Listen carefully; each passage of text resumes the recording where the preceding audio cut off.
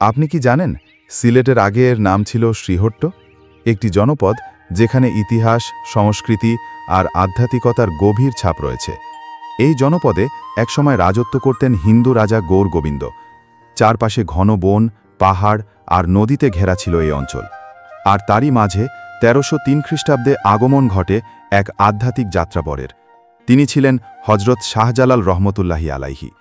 তার সাথে ছিলেন ৩১৩ জন অনুসারী। তারা এসেছিলেন ইয়েমেন থেকে আল্লাহর পথে দাওয়াত দিতে।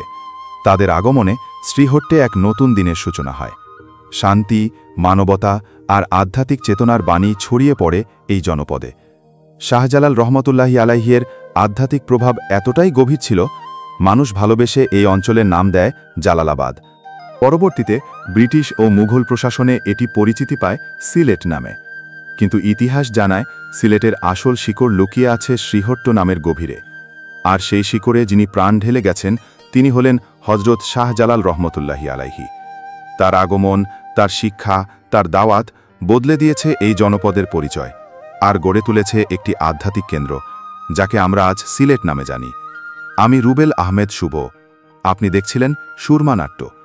এই ইতিহাস যদি ভালো লেগে থাকে তাহলে শেয়ার করুন, ছড়িয়ে দিন সিলেটের সত্যিকারের পরিচয়। শিকড়কে জানলে ভবিষ্যতের পথটা আরও গভীর হয়।